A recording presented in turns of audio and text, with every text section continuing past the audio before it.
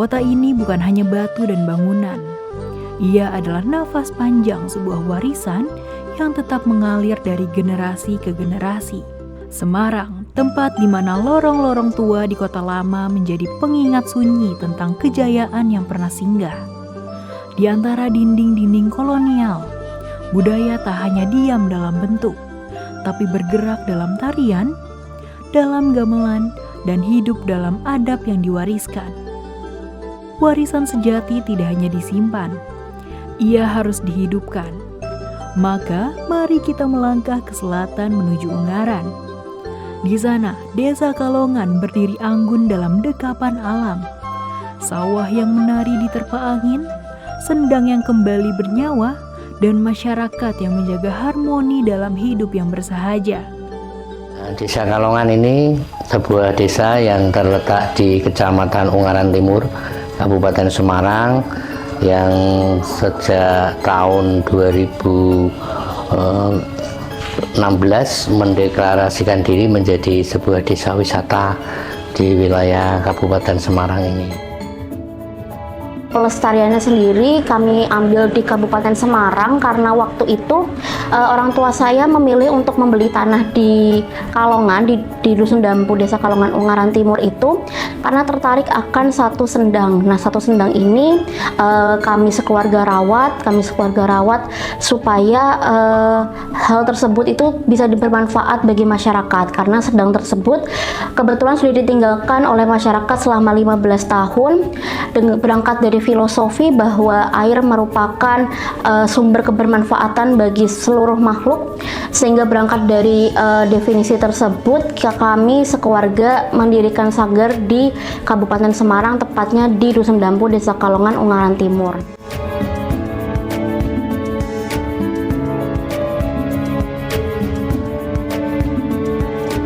Di tanah itu, lahirlah sebuah ruang, bukan sekedar tempat berlatih, melainkan taman tempat budaya bertunas kembali. Sanggar Budaya Condro Winoto. Di sanggar ini, tari menjadi bahasa, gamelan menjadi detak jantung, dan unggah-ungguh menjadi peta arah kehidupan.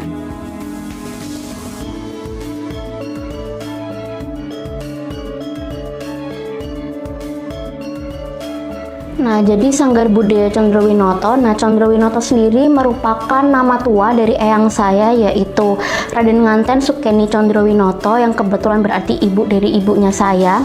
Nah, jadi ibu Raden Nganten Eropeana yang merupakan ibu saya itu membangun Sanggar Budaya Condro Winoto untuk menunjukkan baktinya kepada ibunya. Nah, jadi Condro Winoto diambil dari nama tua dari eyang saya. Nah, kemudian untuk pendirian sanggar sendiri didirikan tahun 2018 oleh Raden Nganten Eropeana Puspitasari dan juga Bapak Agus Parmadi, yaitu untuk keresahan beliau terhadap generasi muda sekarang yang sudah lupa akan jati dirinya dan lebih bangga akan jati diri bangsa lain, sehingga kita di Sanggar Budaya Condro Winoto ini menekankan tentang aspek pentingnya untuk melestarikan kebudayaan Jawa, pentingnya untuk menyadari siapa jati diri kita dan ikut untuk melestarikan kebudayaan Jawa dan juga kebudayaan yang ada di Indonesia ini.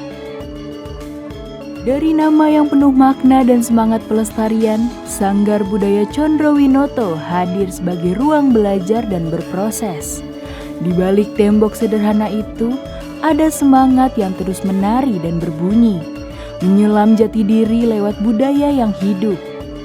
Inilah wajah keseharian Sanggar Budaya Condro Winoto, tempat warisan budaya yang diajarkan dan dihidupkan. Kegiatan di Sanggar Budaya Condro Winoto ini kami membuka 3 kelas, yaitu kelas tari, kelas karawitan atau kelas gamelan, dan juga kelas budi pekerti Jawa atau unggah-ungguh Jawa. Soco, meniko grono, meniko tutuk, meniko talingan, meniko jonggo. Kegiatan wonten sanggar, di dalam sanggar khususnya yang saya ampu itu ada 2 pelajaran. Yang pertama ada unggah-ungguh bahasa Jawa, yang dimana di dalamnya mempelajari semua yang bersangkutan dengan budaya Jawa, baik dari unggah-ungguh itu sendiri, cara berbahasa Jawa yang baik dan benar, menulis aksara Jawa, terus tembang dolanan, tembang mocopat, juga mengajarkan tentang kepribadian atau jati diri budaya Jawa untuk menumbuhkan jiwa cinta budaya Jawa itu sendiri. Kemudian ada lagi yang kedua, ada kelas karawitan. Kelas karawitan mengajarkan tentang gending-gending dasar kepada anak-anak, memperkenalkan warisan budaya yang merupakan budaya asli Jawa, gamelan, melalui lagu-lagu yang menarik, yang mudah dihafal, sehingga murid-murid tidak mudah bosan.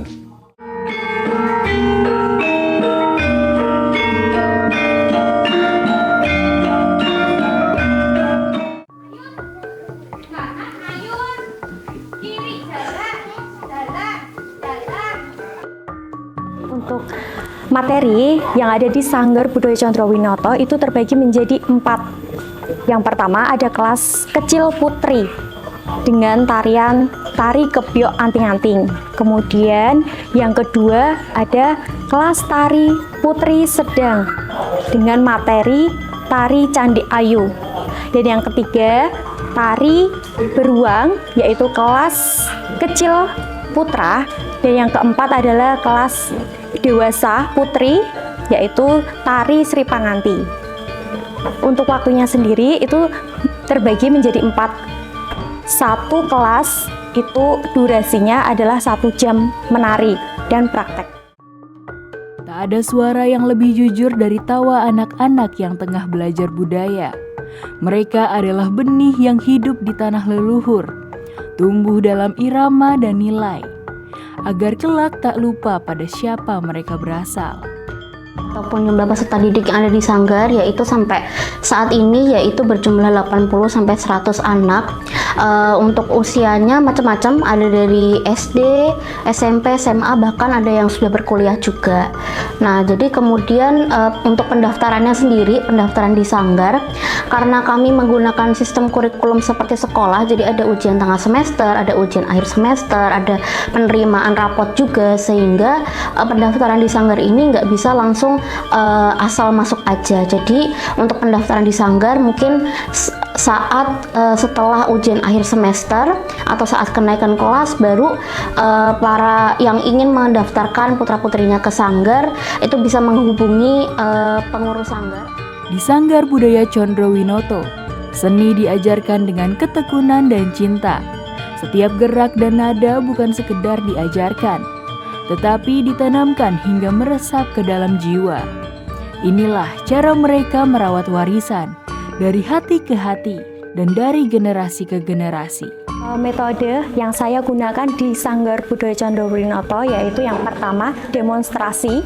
Demonstrasi adalah menjelaskan materi tentang tarian yang akan saya ajarkan.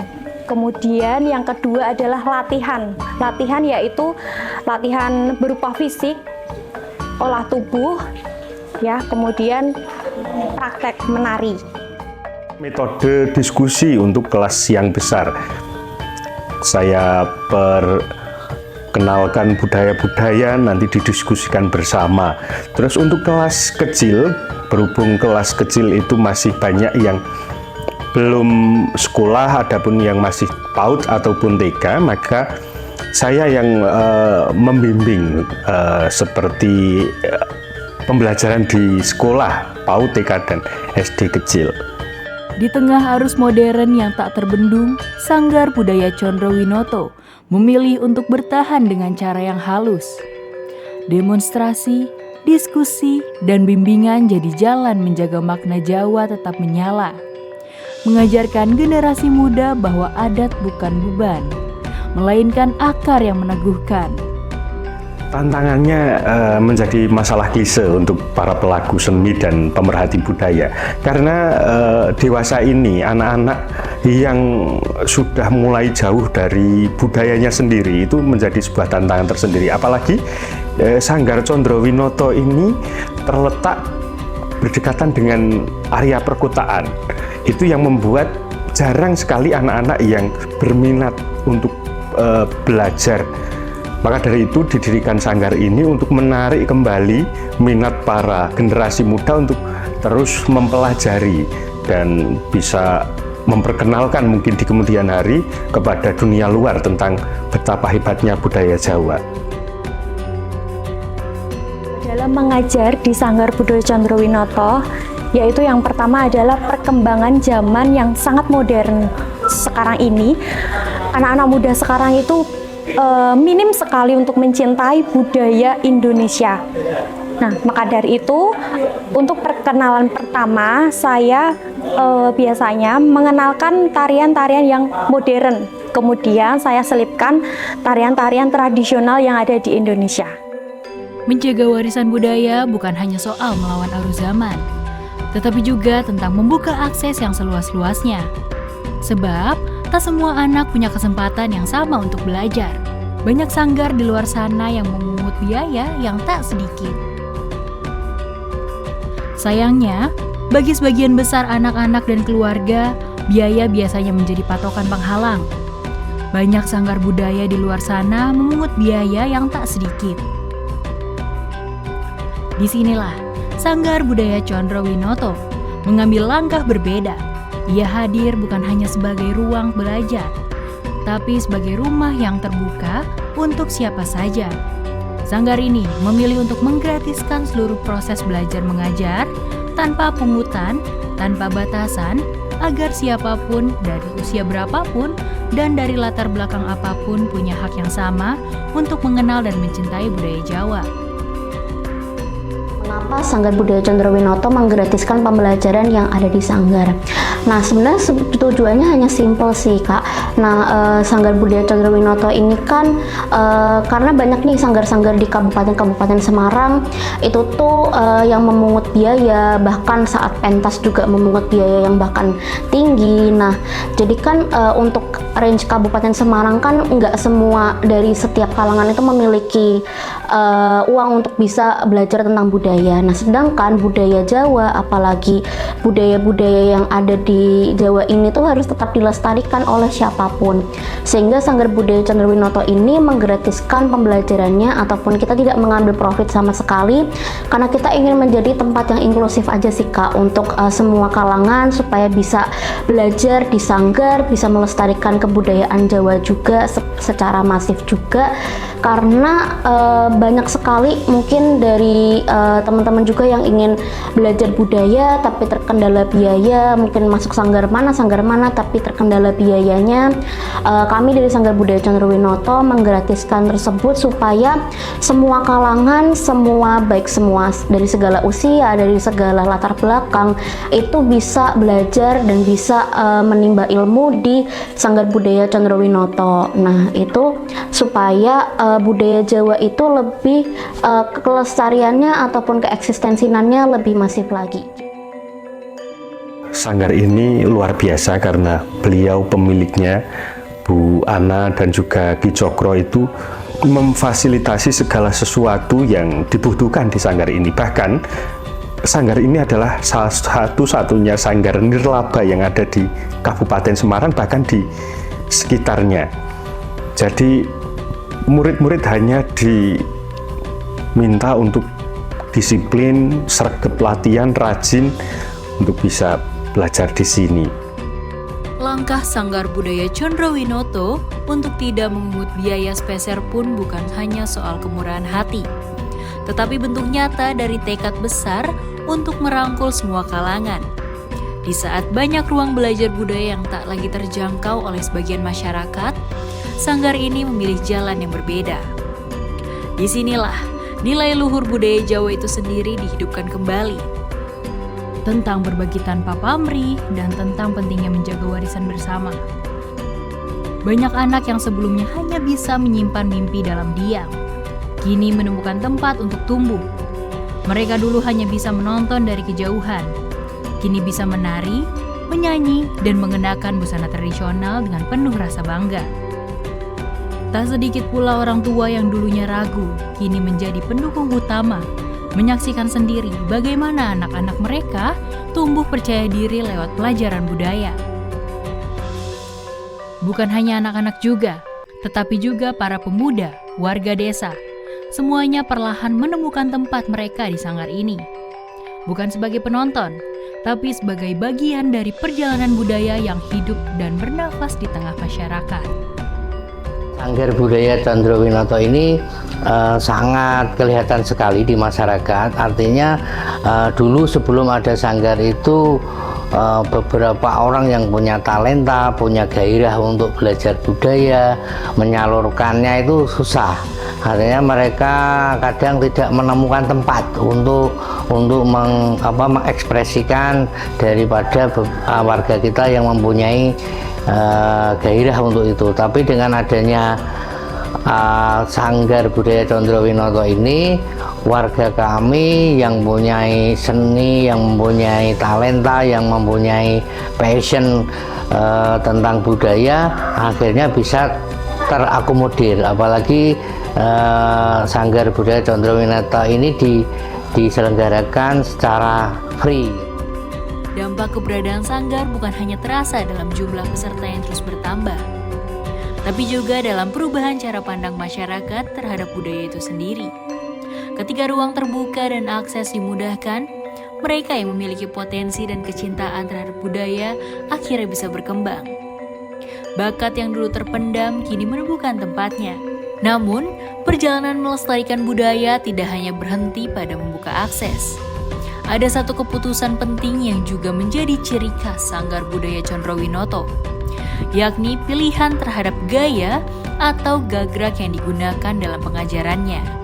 Kenapa bergerak Ngayogyakarta, kenapa nggak bergerak Semarang ataupun bergerak Solo yang mungkin lebih dekat dari Semarang? Karena kami sekeluarga merupakan keturunan juga dari Keraton Ngayogyakarta Hadiningrat, sehingga leluhur-leluhur kami itu berasal dari Ngayogyakarta Hadiningrat, sehingga hal tersebut relevan bagi kami untuk melestarikannya, yaitu gagrak Ngayogyakarta karena sejalur dengan leluhur kami.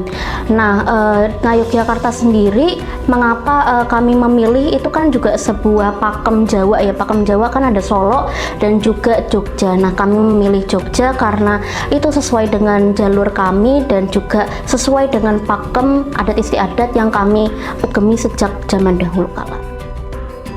Apakah pengajaran di sanggar itu murni dari gagraknya Yogyakarta ataupun ada campuran dari Semarang ataupun daerah yang lain?